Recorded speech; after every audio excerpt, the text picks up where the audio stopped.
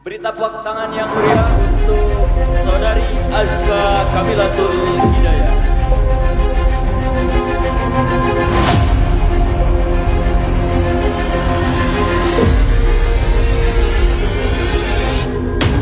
Dan apabila ketakwaan sudah tertanam di dalam jiwa, maka sudah layaknya seorang santri dalam mengisi dan mempertahankan kemerdekaan NKRI.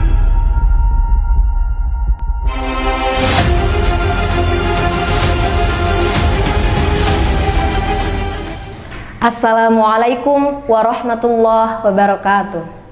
Sampurasun.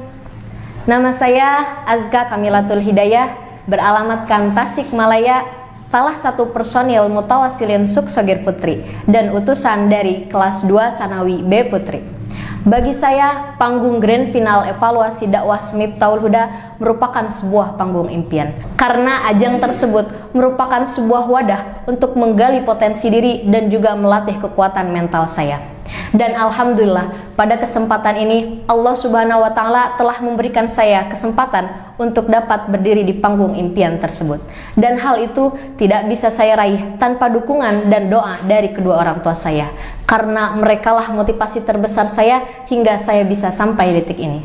Dan guru-guru saya, Al-Mukarromah Cahajah Eti Rohaiti, Al-Mukarromah Tehajah Suharotu Dalpa, dan juga Ustazah Syifa Samrotul yang telah membimbing saya dengan sabar dan mengajarkan saya tentang kedisiplinan, ketekunan, dan rasa pantang menyerah.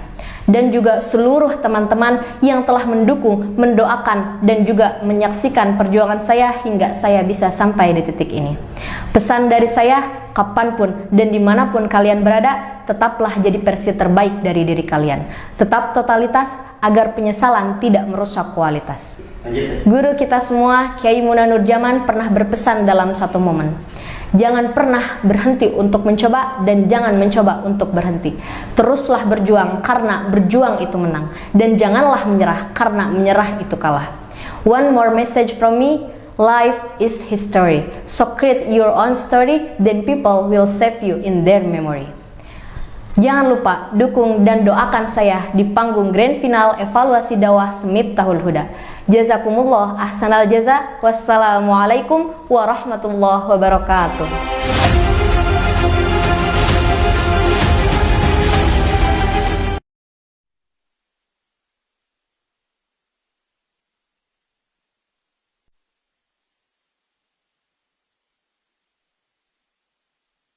Wa khairu tahiyatan fi hadzal alam wa hiya assalamu alaikum warahmatullahi wabarakatuh. Hamdan wa syukran lillah, wassalatu wassalamu ala rasulillah alladzi la nabiyya ba'dah, wa ala alihi wa sahbihi ila yaumil qiyamah. Amma ba'd. Fa ya ayyuhal hadirun, ittaqullaha haqqa tuqatih wa la tamutunna illa wa antum muslimun. Faqad qala Allah ta'ala fil Qur'anil Karim, a'udzu billahi minasy syaithanir rajim. Bismillahirrahmanirrahim. Wa takum minkum ummatun yad'una ilal khairi wa ya'muruna bil ma'ruf wa yanhauna 'anil munkar wa ulaika humul muflihun. Shadaqallahul adzim. Hadirin rahimakumullah, jika saja di luar sana pemuda-pemudi lain tengah menghabiskan malam dengan berkeliaran, ikut balapan liar atau trek-trekan, kumpul-kumpul sambil minum oplosan, bahkan naudzubillah sampai rela jual keperawanan demi cuan untuk skincarean.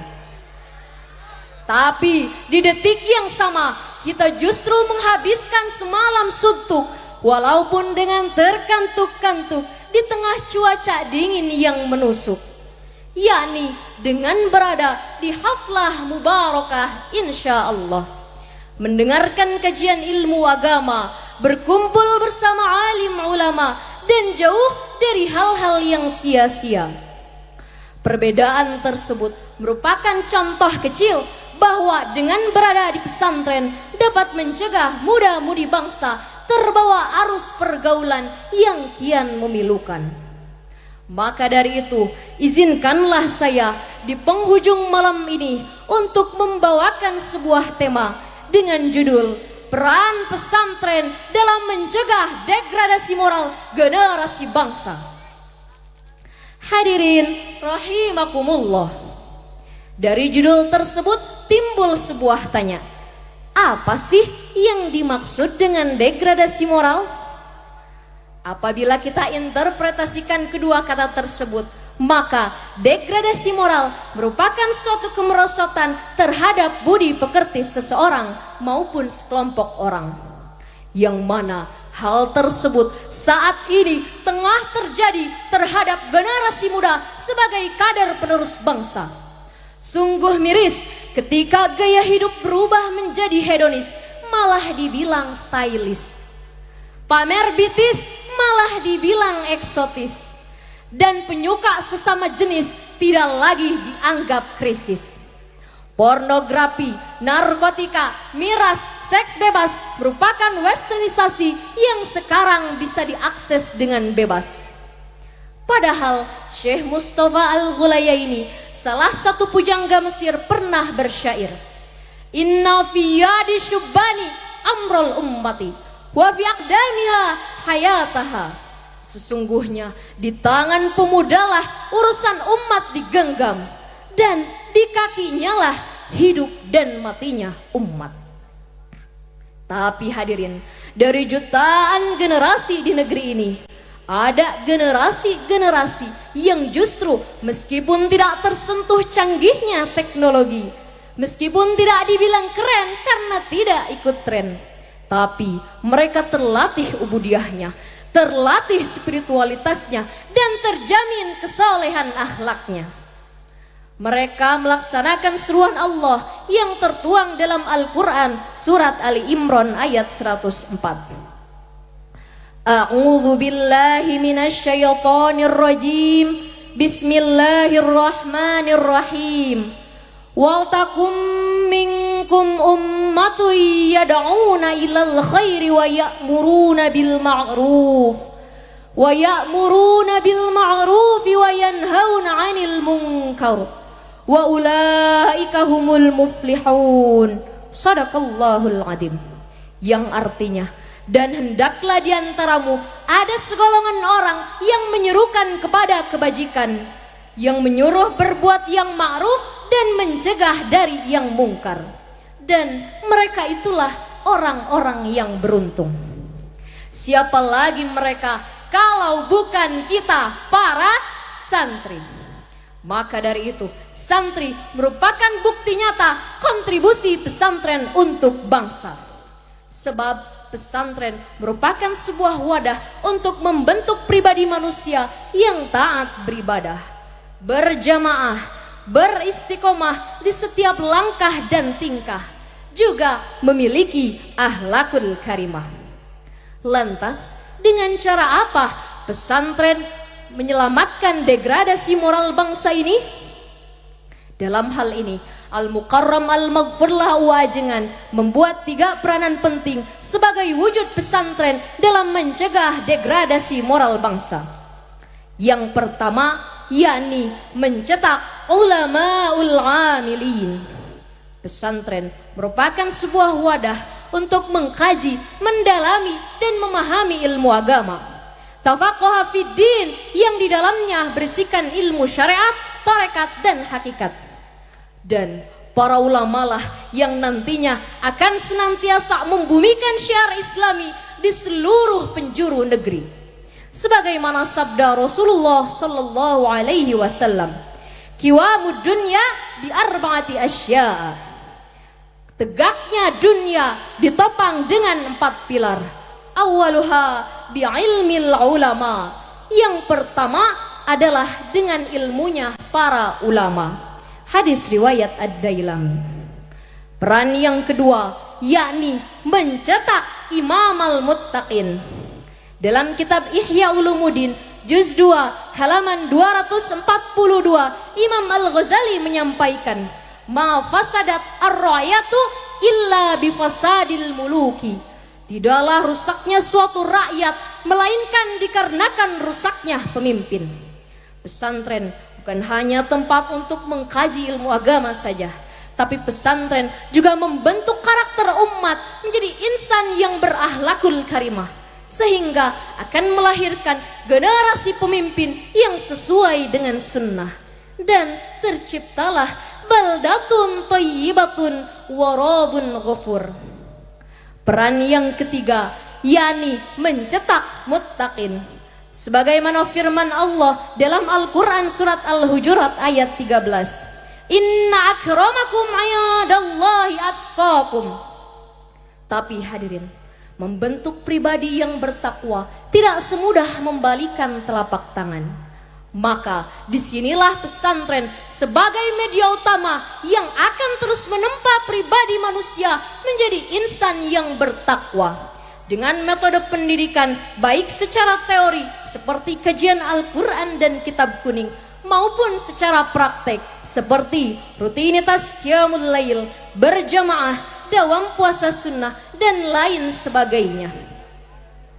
Hadirin rahimakumullah, kesimpulan yang bisa saya sampaikan bahwa di tengah mengikisnya moral bangsa ini, pesantren layaknya oase yang jadi solusi untuk menyelamatkan moral generasi. Sebab moral merupakan potret terbesar yang mampu menggambarkan baik atau tidaknya suatu bangsa. Dengan akhlak yang baik, kita genggam dunia dengan baik. Polemi ekonomi, bahkan politik, semuanya kita genggam dengan otak cerdik. Dari pesantren untuk peradaban bangsa. Wassalamualaikum warahmatullahi wabarakatuh.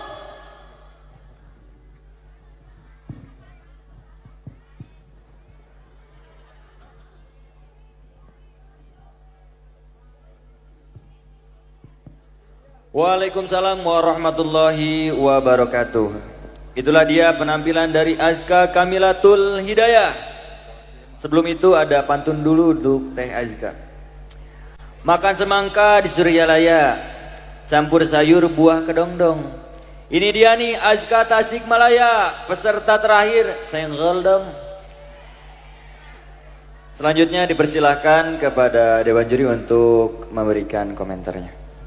Assalamualaikum warahmatullahi ta'ala wabarakatuh. Mana suara santriwan santriwati ada? Masih ada ini? Masih ada? Masih. Iya, ini terakhir ya dari seluruh peserta grand final evaluasi dakwah. Sebelumnya saya akan menyampaikan bahwa penilaian dari Dewan Juri secara keseluruhan kami dari 5 Dewan Juri ini tentunya menilai dengan secara objektif. Artinya tidak ada hal-hal dari faktor yang lain, baik itu dari penonton ataupun dari siapapun. Tentunya kami juga dari pihak Dewan Juri sangat mempertimbangkan apa yang disampaikan. Poin pertama, untuk Ananda Azka Kamilatul Hidayah yang berasal dari Tasikmalaya kelas 2 Sanawi. Kelihatan Azka ini sangat menikmati penyampaiannya. Karena tadi yang pernah disampaikan di peserta sebelumnya bahwa di antara peran penting agar apa yang disampaikan itu baik ketika menguasai materi. Dan saya pikir Neng Azka ini sudah sangat-sangat menguasai materi, sehingga penampilannya tidak kaku, gramatikanya tidak kaku, dan hasilnya pun ini sangat dirindu. Nah, oleh karena itu kontestasi dakwah ini, apalagi di panggung grand final ini, nama Azka ini saya kira sudah tepat ada di panggung ini.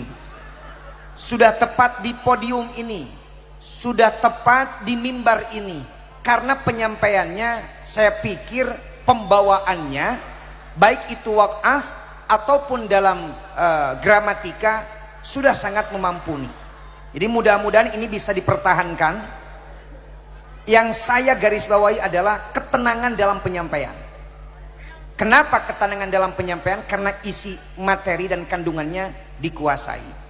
Mudah-mudahan masuk kategori terbaik dari yang terbaik. Selamat buat Azka, dan saya sangat mengaplaus sekali karena di balik audiensi atau penonton santri yang ribuan ini sudah mulai redup karena waktu yang sudah begitu malam, tetapi tidak mengurangi semangat dalam penyampaian. Assalamualaikum warahmatullahi wabarakatuh. Waalaikumsalam warahmatullahi. Bismillahirrahmanirrahim. Assalamualaikum warahmatullahi wabarakatuh. Ananda Azka Kamilatul Hidayah, Tasikmalaya, kelas 2 Sanawi. Untuk kritik dan saran, saya pikir Ananda Azka Kamilatul Hidayah ini sudah layak untuk menjadi mubalighah. Tepuk tangan dong.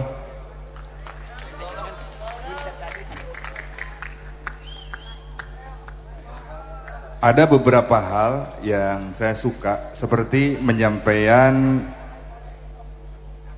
penggagas tri program pesantren, disebutkan Waajengan Kiai Al-Haj Khair Afandi.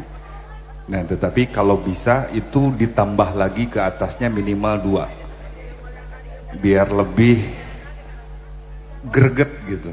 Kiai Al-Haj Khair Afandi bin Raden Mas Abdullah bin Hasan Ar-Rubai umpamanya, dan itu akan lebih mantep. Nah, satu itu. Kemudian yang kedua, saya juga suka dengan waktu tadi menyampaikan bahwa para santri berbeda dengan yang lain yang ada di luar. Hanya ada tambahannya. Ketika kita menyebutkan orang lain, misal yang sedang mabuk, judi dan lain-lain, itu pembicaraan kita itu harus ada fakta. Jika tidak ada fakta, maka akan dinamakan sebagai hoax. Nah, minimal ada sebuah referensi. Misalkan saya melihat di surat kabar umpamanya, dari surat kabar anu terbit di hari anu gitu, sehingga ada sumber yang memang bisa kita ambil supaya kita terlihat lebih adil dan bijaksana di dalam menyampaikan materi. Nah, tetapi untuk yang lain-lainnya sangat sempurna sekali, dan kita berikan tepuk tangan untuk Azka Kamilatul Hidayah.